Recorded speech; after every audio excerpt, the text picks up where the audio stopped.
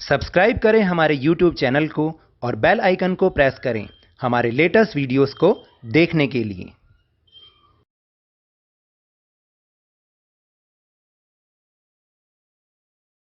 Hello and welcome to Lavneesh sir की class. आज की ये शिक्षा निदेशालय राष्ट्रीय राजधानी क्षेत्र दिल्ली की वर्कशीट नंबर 39 जो कि कक्षा छठी के विद्यार्थियों के लिए है।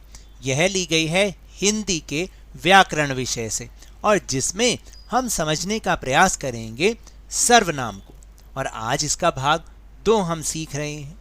तो चलिए बिना समय गवाए शुरुआत करते हैं मेरे साथ और समझने की कोशिश करते हैं।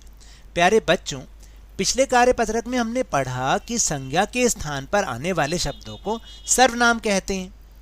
जैसे कि आपको याद है ना, मैंने पिछली बार भी आपको ये समझाया था कि संज्ञा तो जानते हैं ना क्या होता है। संज्ञा होते हैं नाम शब्द, चाहे वो किसी व्यक्ति का नाम हो, चाहे किसी स्थान का नाम हो, किसी वस्तु का नाम हो या किसी जानवर का या जिसका भी नाम हो, तो हम उसको संज्ञा कहते हैं। और जब हम संज्ञा के स्थान पर जिन शब्दों का प्रयोग करते हैं उन्हें हम सर्वनाम कहते हैं। जैसे बार बार मान लीजिए मैं कहूँ कि रमेश एक अच्छा लड़का है, रमेश यहाँ जाता है, रमेश वहाँ जाता है, रमेश खाना खाता है, तो बार बार रमेश नाम लेना सही नहीं लगता। तो इसलिए हम क्या कहते हैं, एक बार संज्ञा को यूज़ करते हैं कि रमेश एक बहुत अच्छा लड़का है, और फिर कहते हैं कि वह खाता है, वह पीता है, वह स्कूल जाता है। तो ये जो वह शब्द लगाया ये सर्वनाम था। तो इसलिए आगे अब हम समझते हैं कि प्रयोग के अनुसार जो सर्वनाम होते हैं उसके 6 प्रकार होते हैं, यानी कि 6 भेद होते हैं। कौन कौन से, चलिए एक बार जानने की कोशिश करते हैं। जैसे पहला है पुरुषवाचक सर्वनाम, दूसरा है निश्चयवाचक सर्वनाम, तीसरा अनिश्चयवाचक सर्वनाम, चौथा संबंधवाचक सर्वनाम, पांचवा प्रश्नवाचक सर्वनाम और छठा निजवाचक सर्वनाम। तो ये तो थे भेदों के नाम यानी प्रकार के नाम। अब हम इनके बारे में विस्तार से जानेंगे। तो आज हम सर्वनाम के भेदों को विस्तार से सीखेंगे। तो देखिए, सबसे पहले बात करेंगे पुरुषवाचक सर्वनाम की। जब बात कहने वाले, सुनने वाले या किसी अन्य व्यक्ति अथवा वस्तु जिसके संबंध में बात की जा रही हो के लिए प्रयोग सर्वनाम को हम पुरुषवाचक सर्वनाम कहते हैं। यानी जो बात कह रहा है या बात सुन रहा है या जिस व्यक्ति या वस्तु के संबंध में बात की जा रही है, तो उसके लिए जो सर्वनाम यूज करते हैं वो होता है पुरुषवाचक सर्वनाम। अब ये पुरुषवाचक सर्वनाम भी 3 प्रकार के होते हैं। कौन कौन से? उत्तम पुरुषवाचक सर्वनाम, जैसे कि वक्ता अपने नाम के स्थान पर जिन सर्वनाम का प्रयोग करता है, जैसे कि मैं, मेरा, मुझे, मुझको, हम, हमारा, हमें। तो अगर वो ये शब्द लगाता है सर्वनाम के तो वो उत्तम पुरुषवाचक सर्वनाम कहलाता है। फिर मध्यम पुरुषवाचक सर्वनाम क्या होता है? जैसे वक्ता श्रोता के लिए जिन सर्वनामों का प्रयोग करता है, जैसे तू, तेरा, तुझे, तुम, तुम्हारा, तुम्हें, आप, आपका और आपको। यानी जब अपने लिए प्रयोग कर रहा है सर्वनाम का तब तो उत्तम पुरुषवाचक सर्वनाम, और जब वो सामने वाले के लिए जो हमारी बात सुन रहा है उसके लिए जिन शब्दों का प्रयोग होता है, जैसे तू, तेरा, तुझे, तुम, तुम्हारा, तुम है, आप, आपको, ये सारे जो होते हैं ये मध्यम पुरुषवाचक सर्वनाम कहलाते हैं। और फिर एक होता है अन्य पुरुषवाचक सर्वनाम, यानी वक्ता तथा श्रोता के अतिरिक्त किसी अन्य व्यक्ति या प्राणी जिन सर्वनामों का प्रयोग किया जाता है उनके लिए, तो उसे हम अन्य पुरुषवाचक कहते हैं। यानी एक हो गया बोलने वाला, एक हो गया सुनने वाला। अब हम किसी तीसरे के बारे में कोई बात कर रहे हैं, जैसे वह, अभी मैंने समझाया था कि रमेश एक अच्छा लड़का है, वह स्कूल जाता है, वह खाना खाता है। तो जो वह है तीसरे व्यक्ति के बारे में, वह, वे, यह, ये सारे शब्द अन्य पुरुषवाचक सर्वनाम कहलाते हैं।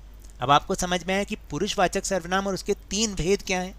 फिर चलिए अब चलते हैं दूसरे वाले भेद पर, यानी दूसरे प्रकार पर। वो है निश्चयवाचक सर्वनाम। निश्चयवाचक सर्वनाम वे सर्वनाम शब्द जो किसी निश्चित वस्तु या व्यक्ति की ओर संकेत करते हैं उन्हें निश्चयवाचक सर्वनाम कहते हैं। यानी कहने का मतलब है कि हमें पता है जिसके बारे में कि हाँ वो वही व्यक्ति या वस्तु है, जब हम उसके बारे में कोई बात करते हैं तो वो होता है निश्चयवाचक सर्वनाम। जैसे कि उससे दूर रहना, अब हमें पता है कि वो कौन है, उससे दूर रहना, तो यहाँ पे उससे जो है वो निश्चयवाचक सर्वनाम है। यह मैंने बनाया है, हमें पता है ना कि ये मैंने बनाया है, इसलिए ये निश्चयवाचक सर्वनाम है।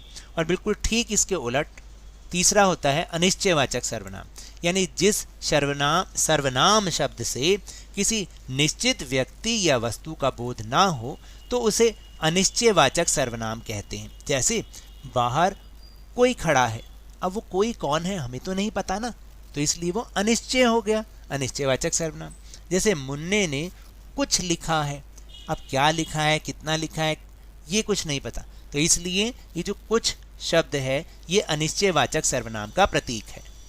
फिर इसके बाद है संबंधवाचक सर्वनाम। चौथे नंबर पे है संबंधवाचक सर्वनाम, यानी जिन सर्वनाम शब्दों का दूसरे सर्वनाम शब्दों से संबंध ज्ञात होता है तथा जो शब्द दो वाक्यों को जोड़ते हैं उन्हें संबंधवाचक सर्वनाम कहते हैं।